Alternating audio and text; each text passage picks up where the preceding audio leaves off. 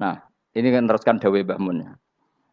Misalnya Allah bilang gini, fattaku, maka takutlah kamu. Biasanya mufasir ditambahi minan nar, maka takutlah kamu masuk. Sebetulnya yang perlu dihindari dari kita, takut itu ya, takut salah, takut bodoh, takut terdolimi, takut mendolimi orang lain, takut hidup tidak ada gunanya. Tapi mufasir tentu milih yang populer, takutlah kamu dari api neraka. Coba misalnya gini, kita nanti masuk surga. Kemudian zaman di dunia kita tidak pernah berkampanye ya atau berkontribusi untuk agama Allah. Cara saya itu izin. Kata Imam Malik, saya masuk surga. Kemudian orang yang mencintai saya masuk surga itu saya malu.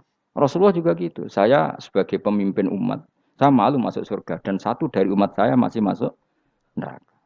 Jadi ulama dulu tuh ketakutannya bukan sekedar masuk neraka, takut malu, takut bodoh, takut keliru, takut. Saya misalnya nanti masuk surga itu malu, dengan saya tidak pernah ngajar tafsir Jalalain. Malu saya. Karena katanya Allah, hak kenapa pun swarga? Terus dibon swarga. Tapi kalau pernah baca tafsir jalan kan anak keren nih. Keren artinya saya pernah mengkampanyekan Quran, pernah mengkhidmai Quran, pernah ngitmai kitab engkau ya Allah. Saya pernah ngitmai umatnya Rasulullah yaitu sampean kabeh. Pernah mulang, pernah sowan. Saya tiap bulan sowan jenengan gak sopan tapi. Mulane kira usah bales sowan rono malah ganggu aneh-aneh.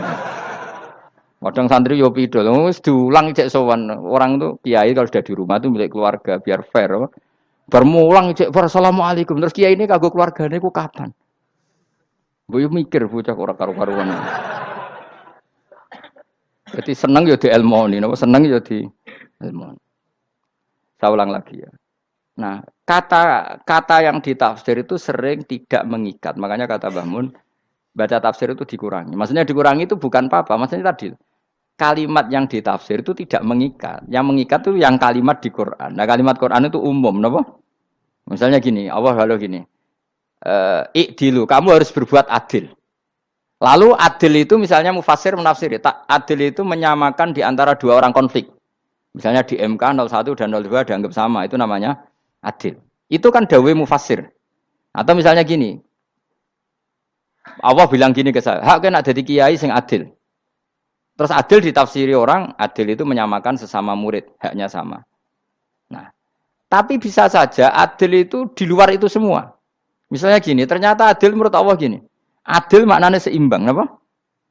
Adil itu maknanya apa? Seimbang. Lalu keseimbangan seorang hamba adalah dia ingat Allah lebih banyak. Karena ini bandul yang benar-benar nyata. Allah itu nikmatnya nyata. Sehingga ketika saya sebagai orang alim ingat saya alim itu karena Allah, dikasih ilmu Allah, dikasih cerdas Allah, dikasih semuanya dari Allah. Sehingga saya itu tidak merasa kumuluhur pada kalian karena semua ini dari Allah. Kemudian Allah sendiri yang memerintahkan, kamu harus mengajar. Maka saya ada arep-arep salam templek sampeyan, penghormatan sampeyan, apresiasi sampeyan karena saya hubungannya hanya dengan Allah Subhanahu wa taala. Itu namanya adil, meletakkan sesuatu proporsional. Itu juga adil namanya. Makanya seseorang itu enggak bisa dikatakan abid selagi belum tahu kalau ibadahnya minallah. Jadi misalnya ke ibadah tok, ternyata kamu yakin itu ibadah kamu, amal kamu itu belum abid. Abid hakikat adalah alhamdulillah alladzi hadana li hada wa ma kunna linahtadiya laula anda tahu. Ketika kita sujud yakin ya Allah alhamdulillah jenengan menakdir saya sujud. Saya salat alhamdulillah engkau menakdir saya salat. Sehingga minallah dulu pikiran itu semua kebesaran kemendahan ini minallah dulu. Baru setelah minallah kita yakin billah. Setelah billah juga yakin ilallah. Misalnya gini lawah itu. Setelah saya ngajar tafsir Jalalain, kepentingan saya satu. Hamba-hambanya Allah menjadi tambah mencintai Allah. Tidak mencintai saya. Enggak penting sampean mencintai saya. Makanya Imam Syafi'i tiap ngajar bilang begini. Wadittu annal khalqa ta'allamu hadal ilma wala yahmadunani. Saya senang kalau kalian belajar fikih sama saya. Tapi kamu enggak usah muji saya. Jadikan fikih ini alat taqarrub kamu kepada Allah. Itu namanya minallah wa ilallah. Itu adil. Tapi adil yang dijelaskan ulama beda-beda tadi. Ada mengatakan adil adalah proporsional antara murid, antara keluarga dan murid. Meskipun kamu senang mulang, jangan merantarkan keluarga. Itu tidak adil. Itu kan versi, no? Maksudnya Mbah Mun, kamu jangan terjebak versi-versi dalam tafsir. Paham ya? Karena Allah hanya ngendikan i'dilu wa aqrabu. Paham ya? Tapi kan penjelasan adil ini orang versi. Paham ya? Ada yang nulis adil adalah meskipun mimpin masyarakat ya ingat keluarga. Karena sing tukang wayo oleh nafsir adil adalah karena laki tidak cukup istri satu maka Ya kan yo repot nanti.